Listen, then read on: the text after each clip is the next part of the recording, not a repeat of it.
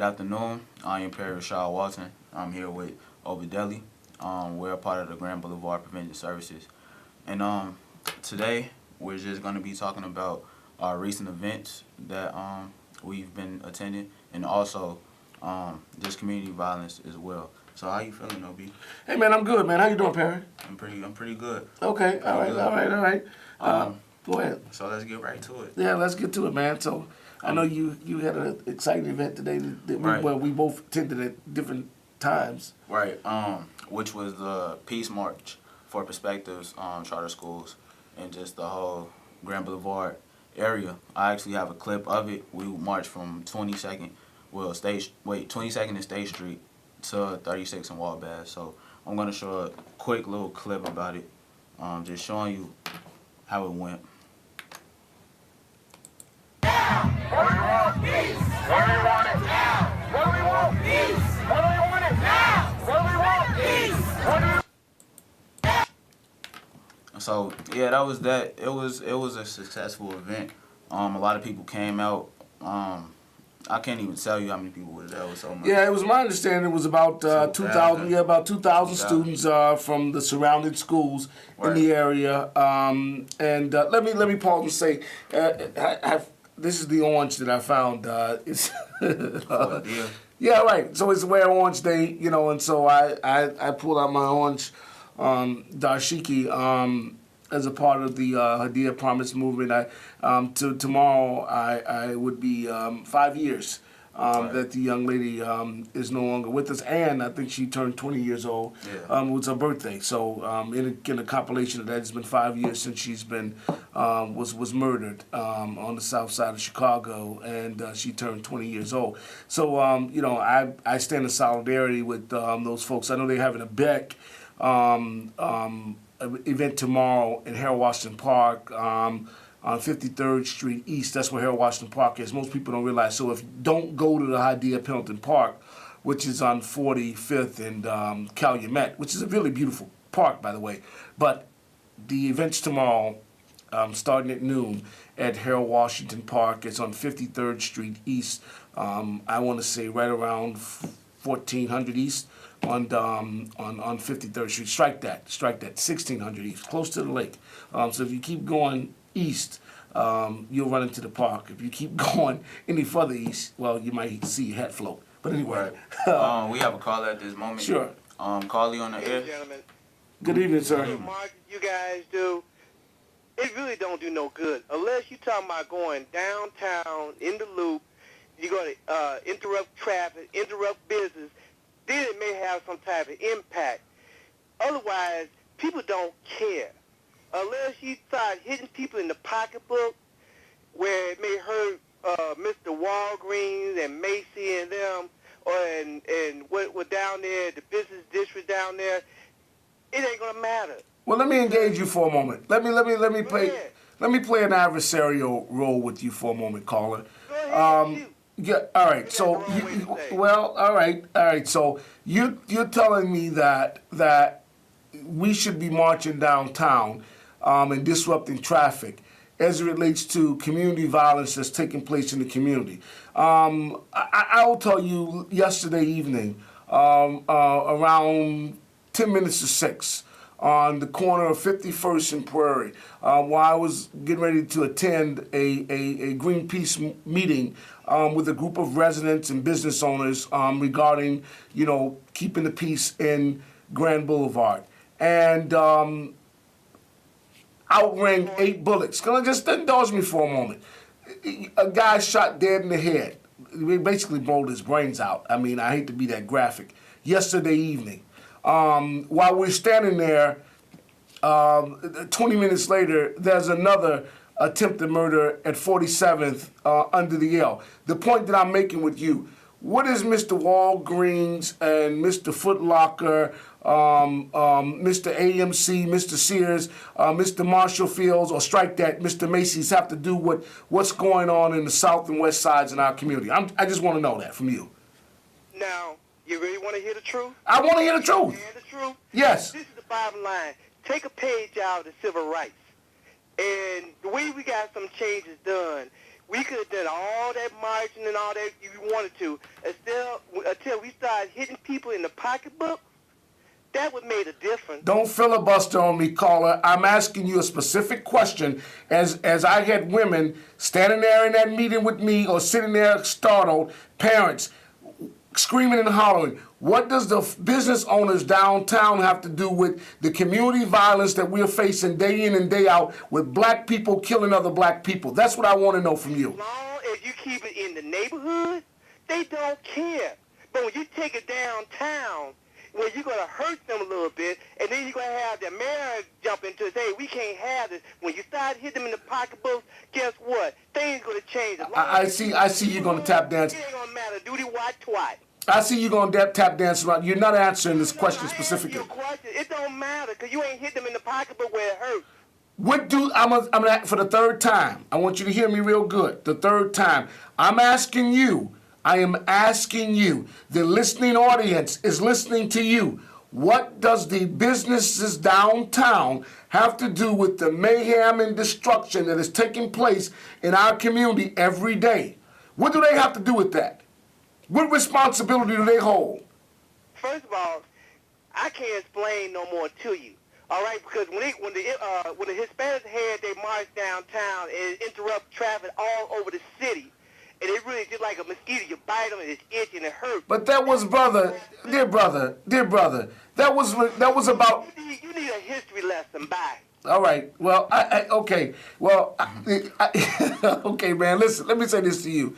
I understand what you're saying, but that was about economics, man. That was about fair wages, and so here's my point, which I didn't want to lead you into it. I think it's partly economical, what's going on in our community. I do believe economics is a part of it. I think when a man and woman has a job and is working, they're less likely to get involved in crime. And so I didn't want to come here and pontificate and get on my soapbox every week, but you call in, I want you to give me some specifics because people ask those questions. So I'm not going to lead a group of people downtown to march on Macy's and Walgreens when Pookie and Ray Ray and Shaniqua is creating mayhem in our community. We got to begin to try to deal with them. That's the only point. So if you got a better solution than some abstract or not answering the question specifically, call back. I'm sorry, I don't want to. I mean, I agree with you. I definitely do agree with you. Yeah. We have another caller. So Carly on the air. Hi guys, great show. What was that? My comment is this. The previous caller was actually right. What the businesses downtown have, the relationship they have to the community problems that we're facing, is that the disinvestment, the removal of all of the opportunity that those companies, those businesses, those economic engines could inject in our communities are no longer there. Every time a business has something to offer the community, they put it behind 3-inch thick plexiglass, or they create an environment where they see, or the people in the community see, that they're really not trusted or even wanted at those institutions. Now, a practical application of this is the kind of things that you're doing right now. Talking directly to the constituents in those communities, dealing with them one-on-one is the only way we're going to be able to do that. But I'll tell you this, community activists across the city are burning out. They're getting tired of it. Every time you try to do something, every time a community group works to build, it gets torn down by the same people that perpetrate the violence in the streets. So there's the dilemma.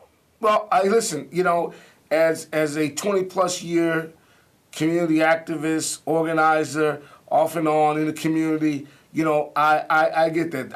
I've gone through my stages of battle fatigue. So I would agree with you, and you were more specific. You're right. You talked about the depravity, the divestment that is taking place in our community, and that's part of the problem. That's the only place I wanted to push the caller to getting to the point. I think that though, when you live in these communities, what's left of a poor people who live in these communities, I mean, they begin to get frustrated. I mean, I don't know, Perry, you live in the neighborhoods too, Right. and so from your standpoint, even as a young person, I mean, how do you feel about? I mean, I feel like the violence? I mean, it does make sense both ways to do it both ways in the community and outside of the community. But we do it inside of the community because that's where it's actually taking place. The violence is actually taking place inside the community. So we have to, speak as a community. But as of right now, we have another caller, so I'll hold that thought. All right. Call you on the air. Yes, yes. Hello. Great show as always. But I want to let you guys know that the first caller, he was wrong. I'm tired of marching in the wrong places. Where you got to go march is by Rahm Emanuel. Where you got to go march is as the so-called aldermen that are supposed to be helping everybody at their offices. Because for the last 20 years, ain't nothing changed. Nothing. So why go downtown and stop all the people trying to make money? Because I have people that work downtown. I'm Hispanic, and I'm sure you guys have people working downtown. So all you're going to do is take a paycheck away from somebody, of one of us. So, the time for marching is mostly over. But if you do march, go march in the right place. And then maybe something will change. Get these aldermen going, get the mayor going, and then we can have this beautiful city. I'm 69 years old. I grew up in this beautiful city where everything was great. You go to any part of Chicago, 63rd Street had everything you wanted. All right. Now, what is I don't know what happened to that last caller, but we have another caller. Call you on the air. Hey. Hello. Hey, what's going on? What's going What's on? up? What's going on, Perry, man? It's your folks, man, from California. Oh, thank you. What's up? Yeah, man. Shout out to Perry, man. I like what you're doing. Thank you. Keeping things positive. You know what I'm saying? You're Definitely giving appreciate people, it. You're giving people an outlet. You know what I mean? Right. And as far as, what's going on in the community, I'm not really from Chicago, but at the same time, I want to say that, it's a war out there. It's a war. It's a race war. And, it got a lot to do with how we raised at home and how people mind frames in, people thinking the wrong way. Their mind ain't on the right thing. You know what I mean? All right. Yeah, but it's one step at a time to me, if you ask me. You know what I mean? It's not just going to change overnight, the things that go on in our communities. You know what I mean? It's the same thing going on everywhere else. These lines in America is just, you know what I mean? They're not states. We all in one place. It's just different politics. And, they really prey on the young youth, you know what I'm saying? And people don't realize that. And I think if you bring up some of these older cats, and some of these older cats start telling the truth a little bit more on what's going on, instead of going to jail, even in the jailhouse, though, you know what I mean? If that's where you can reach them from, holla at them, you know what I mean? Tell them what's really going on. And the negativity and all the violence, that shit ain't, I mean, it's, sorry, excuse my French, but that's not the answer. You excuse. You know what I mean? Right. And I definitely agree with you. Thank you. I really appreciate that call.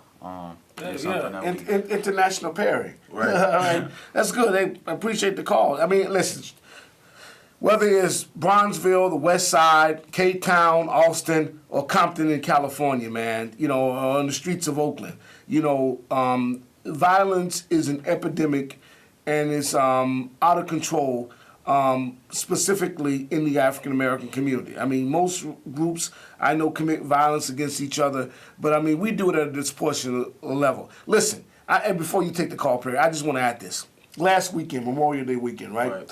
And some people brag about this. I don't find anything worth bragging about. But you had 1,300 law enforcement officials, because it was a mixture of police, state police, FBI, and Cook County police and all that stuff, right? 1,300 law enforcement officials on the streets of Chicago. 56 people shot, 7 dead. Now, I mean, come on, people. I mean, we can't keep that up every weekend. I mean, that had to cost us that weekend hundreds of thousands of dollars, right? And so, what does that say about our community? You know, and so I think we're going to have some real serious, honest discussions about violence. I do believe that, you know, economic depravity is part of it. Social depravity, educational depravity plays a role, but also personal responsibility. You know, it's really big. You know, in this, and we have to begin to deal with that. So I think there's enough blame to go around, but it is only going to change when those of us who know better, of a right mindset, come together in good earnest and goodwill, put our thoughts, our talents, and our efforts together to try to solve what's going on in our community. I mean, God forbid another child or senior citizen is murdered in this city. And I say a great city. I've been in Chicago pretty much all my life. I love Chicago. Even though I travel often, you know, out of town, I love this city. I think it's a wonderful place. You know, and I want to see it reach, I want to see us as a group, as a race, reach our highest potential. Therefore, working, owning businesses in our community and thriving and doing well. Right. Even our young people, like yourself, Perry. Most definitely. Yeah. No, I agree with you. We have another caller. Sure. Caller, you on the air? Caller? Yes, and good evening to y'all Good guys. evening. Well, number one, marching in front of the mayor's house and all that mess. The mayor ain't going to even be home, so why would you want to march in front of his house and disturb the other people on the block? That ain't going to get you anything. Marching now is good for one thing, and that's when you're in the service. Marching these days are over. You start off with the parents. Well, the parents is not working, so the kids need to get into school to get a good education. Now, these days, it's not about manual labor. It's about technology, things of knowing, knowledge to get you somewhere. You know, the key to success is to be smart. So, again, our schools are empty. Our schools are empty. So that's telling me they don't even want to go to school. They don't want to keep on doing, they want to keep on doing what they want to do. Well, let me tell you, you can't save everybody, but let me tell you something. Gain some knowledge and then get out. That's the only way. Anybody that's making $180,000 is not going to live nowhere near where these problems are. How can you? So again, you got to look at what's going on with this world. Let me tell you, sooner or later, it's going to be done the right way. I don't think anything too much we could do is maybe be the man upstairs. I really don't know. Like you say, we can't keep on putting in the police and everybody out in the streets every day. Listen, we got to pay them for overtime. So we're going to still be paying money. That was the call. That was the point I was just making about Memorial Day weekend. I'm sure there's several $100,000 worth of overtime that are taking place just that weekend with 1,300 law enforcement officials out on the street for the whole entire weekend from Friday afternoon to late midnight Monday. I'm sure when we see the press reports about that, so while many celebrate, well, we didn't lose 75 people and 20 people didn't get murdered that weekend, but you still had 56 people shot and 7 died. And here's a news flash. 80% of them happened in the African American community, and so we have a real big challenge, and even in the Grand Boulevard community, and we mirror the Washington Park community. Violence is very pervasive in that community, and so I will chat the one caller who talked about the local alderman. We have a great alderman who's been supporting the work that we've been doing in other communities, organizations that have been doing in the Grand Boulevard community. Alderman Pat Dow has been a great champion in our efforts. I mean, would you agree with that? I feel like she's definitely, making waves. It's all about the citizens. Yeah. If we want to, take those routes. And I kind of want to touch on the callers talking about schools. You're definitely right. But at the same time, with us not having a state budget, that's a definite problem. Oh, don't get me started. That's a definite problem. Please. I can't even get you started. Yeah, okay. Because I mean, we don't even have the time for my rant about the state budget. Please.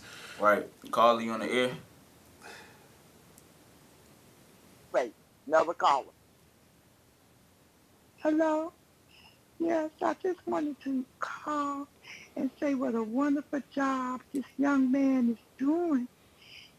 And Thank you. keep up the good work. You're so nice and handsome and intelligent and just dedicated to this Grand Boulevard prevention services and not ostracizing Mr. Opadelli and what he's doing, because we all know of his efforts. And I want to say God bless you all, and please just keep up the good work. Yeah. Thank you. Well, thank you. I started to get a little jealous at one point. Oh, no, there's no need for all that. No, I'm messing. No need. I'm messing with you, man. No, really though. I think, Perry, you brought up an interesting point. I think, listen, man, we have the highest unemployment in the nation, and we have the 56% of African American youth are unemployed. All right. Coupled with the fact that, and it's just the reality, people, I'm telling you, the African American, 65% of African Americans depend on state government in general. All right. Whether it's goods, services, contracts. We have a crisis, people. We have a crisis in our community. And it's not just me coming on talking about more social dollars and social programs. You have black businesses that are closing and that are struggling to survive because of the economic parity. But when we talk about these communities where there's abject poverty, block to block, and coupled with no access to mental health services, very few social services, no employment, under skills, it's a recipe for disaster, mayhem, and this fratricidal behavior that we're experiencing. Right. We have another caller. Carly on the air. Yes, good evening. Good evening. Parrish, no need for you to feel like a little jealous. This is Auntie Barbara. Oh. So, and Mr. Young Perry, you are my nephew all over again. Oh, I remember my nephew used to walk in the neighborhood right there, Robert Taylor Projects. That's like a lawyer and younger than your age. And he's given me some good advice myself, when he was that age. Maybe look at things a different way. But I agree with that. Well, you can see that. Look at me. But okay, go ahead. That's okay. Gentleman, the call right before, he's absolutely right. It starts with how you raise your children. Until we go back to raising our children, Parrish, I know how you pronounce your name. I can't pronounce it. That's all right, Obadelli. It's fine. I know you my kin people, so you get away with it. And it's good to hear your voice, by the way. Yes. How are you? How have you been shortly? And that budget. Okay. That's right. I don't want to get you started either. And, Auntie don't want to get started on that budget. Because that. Oh, you gone? Okay. Well, listen, I want to say thank you for calling in. And, I remember the great work that you're doing, working with, ex-offenders and homeless people in the community. We haven't been in touch in a while, but here's my number. Let me give it to you, 312-420-5582, 312-420-5582. Please call me, and it was great to hear your voice, 312-420-5582. I'm sorry, Perry. That's what happens when your distant family call in. Oh, yeah. People you haven't seen in a while. But listen, I just think that, time is of the essence, and but we all can do something if we're willing to give our time and our services and stay at the table and even if we disagree, but agree on that we're going to stay at the table till the conditions of our people change. Right, most definitely. And that's the end of our show, pretty much. Oh, okay. So, I just want to leave on a closing note just saying that it starts with us. If we want to make a whole change in our whole community, in our whole city, in our whole world, it starts with ourselves.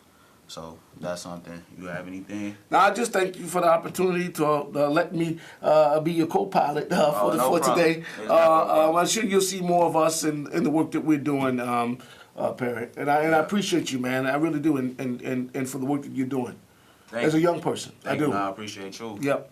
Giving me the opportunity. So All right. that's the end of our show. See you next week. All right. Take care. God bless.